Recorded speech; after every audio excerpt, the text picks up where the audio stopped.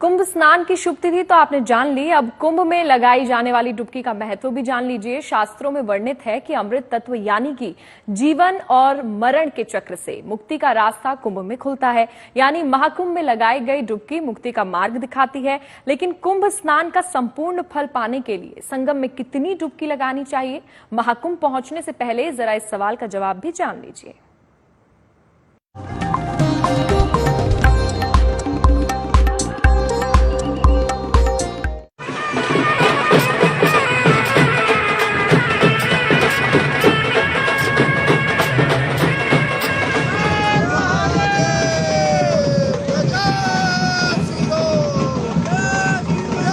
महाकुंभ के महापर्व के दौरान त्रिवेणी संगम में डुबकी लगाने की लालसा में दुनिया भर से करोड़ों आस्थावान प्रयागराज पहुंच रहे हैं। माना जाता है कि पवित्र स्नान से जीवन भर के संचित पाप धुल जाते हैं।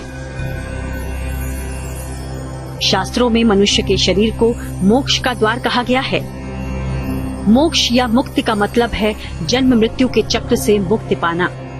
मोक्ष प्राप्त करने के लिए भी बहुत से लोग इस पवित्र स्थान पर आते हैं और डुबकी लगाते हैं। आध्यात्मिक मुक्ति की लालसा में भक्त कुंभ मेले के दौरान त्रिवेणी संगम में डुबकी लगाते हैं। लेकिन कुंभ में डुबकी लगाने वाले भक्तों के मन में अक्सर ये प्रश्न होता है कि संपूर्ण फल पाने के लिए संगम में कितनी डुबकी लगानी चाहिए।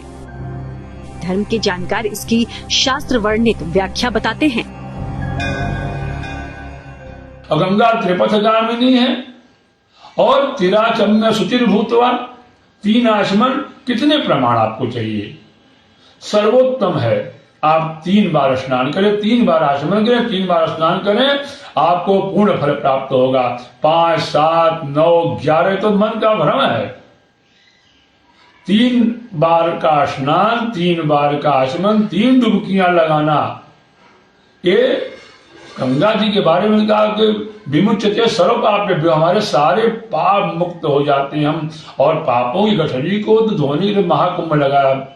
तो आप आवे, 3 डुबकी लगावें, त्रिदेव का ध्यान करें, 3 देवियों का ध्यान करें, आपके जीवन में सब सारे अमंगल दूर होंगे, मंगल आएगा और हर प्रकार से आपको लाभ और कल्याण होगा। यानी पवित्र संगम में 3 डुबकी लगाकर कुंभ स्नान का संपूर्ण फल प्राप्त किया जा सकता है। हालांकि कई विद्वान 5 और 7 डुबकी लगाने की बात भी करते हैं। लेकिन त्रिदेव, त्रिशक्ति और त्रिपथ गामिनी गंगा का संदर्भ देते हुए बताया जाता है कि 3 बार आचमन और कुंभ स्नान के दौरान 3 बार डुबकी लगाने से शुचिता और पुण्य प्राप्त हो जाता है। हमारे यहाँ कहा गया है तिराचम्य शुचिर भूतवा धनुराजाय वीर्यवान। 3 बार आचमन का हमारे यहाँ महत्व है। ऐसे हम किसी यज्ञ पूजा में बैठते हैं तो हम 3 बार आचमन करते हैं। ओम केशवाय नमः, ओम नारायणाय नमः, ओम माधवाय नमः। ये सबकी अलग अलग मान्यता है कि हम 5 डुबकी लगावें, 7 डुबकी लगावें, 9 लगावें, 11 लगावें, क्यों 101 लगावें। लेकिन हमारे शास्त्र में एक इस मंत्र कहा गया है तिराचम्य शुचिर भूतवा। अगर 3 बार आचमन अगर हम कर लेते हैं तो हमारे अंदर शुचिता आ जाती है।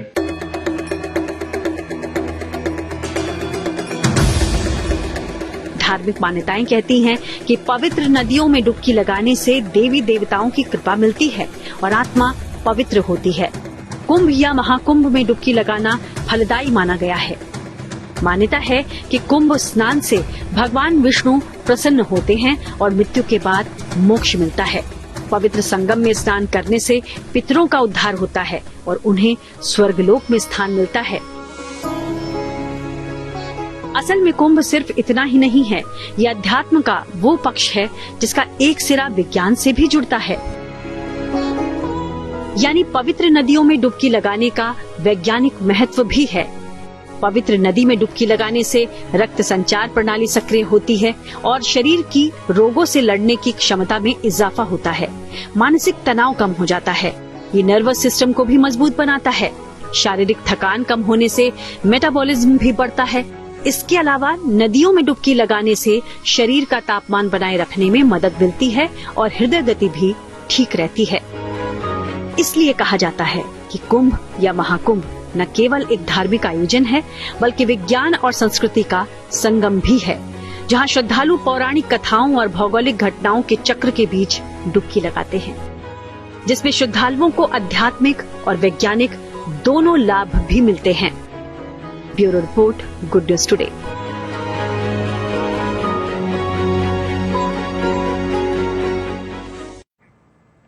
महाकुंभ मेला 2025 के दौरान कई चेहरों की खूब चर्चा हो रही है और इसी में से एक नाम इन दिनों खासतौर से चर्चा में आ गया है।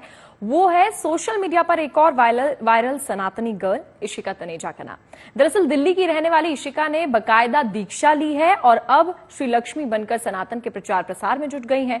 इशिका से गुड न्यूज टुडे की खास बातचीत हुई है। हमने जाना कि आखिर संन्यास लेने के पीछे उनका क्या मकसद है, आप भी देखिए।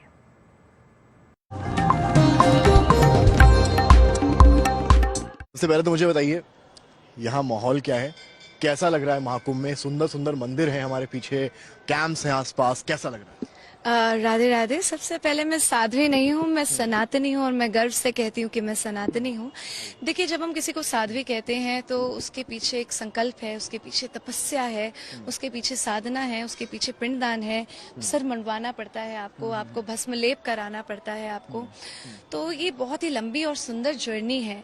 मैं सिर्फ सनातन के, जैसे हम बोलते हैं धर्मो रक्षति रक्षताः, तो हम धर्म की रक्षा तो नहीं कर सकते हैं, पर हम धर्म की सेवा कर सकते हैं। तो उसी सेवा भाव से मैं यहाँ पे जुड़ी हुई हूँ। परिवर्तन कैसे आया? एकदम से आपने कहा विक्रम भट्ट साहब की मूवी, फिल्म, वेब सीरीज और OTT बॉलीवुड से सीधे एकदम यहाँ पर। देखिए, मैंने आपको जैसे पहले भी कहा कि इट इज इम्पोर्टेंट कि हम सही तरीके से, जब आप गोल्स अचीव करते हैं तो आपको लगता है कि मैं ये गोल अचीव कर लूँ ना तो मैं खुश हो जाऊंगी। फिर आपको लगता है नहीं मैं ये वाला गोल अचीव करूँ, तो फिर आपको रियलाइज हो जाता है कि आप एक्चुअली में इटर्नल हैं और आप उस बिल्कुल वो फ्रीडम महसूस करना चाहते हैं। क्या माना जाए कि आप जिस वेशभूषा में हैं, महाकुंभ जब अंत होगा इस महाकुंभ का, महाशिवरात्रि के साथ, उसके बाद भी जब कोई आपके इंस्टाग्राम प्रोफाइल में जाएगा 6 महीने बाद भी, तो यही आपका रूप और यही सारे आपके बयान देखने को मिलेंगे, या फिर कोई वेब सीरीज आप कर लेंगे? नहीं,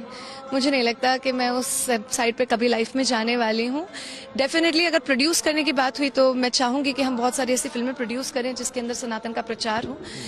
लेकिन मेरी ये जर्नी फिक्स हो चुकी है और मुझे ये लगता है कि भगवा जो मैंने धारण, जो ये स्टिच्ड भगवा, हाँ, नॉट साध्वी वाला भगवा, वो करा है। मुझे लगता है कि आप जब तक उसको एक फैशनेबल तरीके से आप उसका प्रचार नहीं करेंगे, आप उसको धारण नहीं करेंगे, तब तक जितने भी यूथ है उनको लगेगा वो उससे ना दूर भाग। सनातन में फैशन की क्या आवश्यकता है? ये भी तो संत महंत कह रहे हैं। बहुत बहुत सुंदर बात है ये। देखिए, फैशन वैसे वाला फैशन नहीं है, पर एक मुझे लगता है एक प्राइड के साथ आप देखते हैं साउथ में लोग लुंगी धोती पहन के जाते हैं, रोज तिलक लगाते हैं।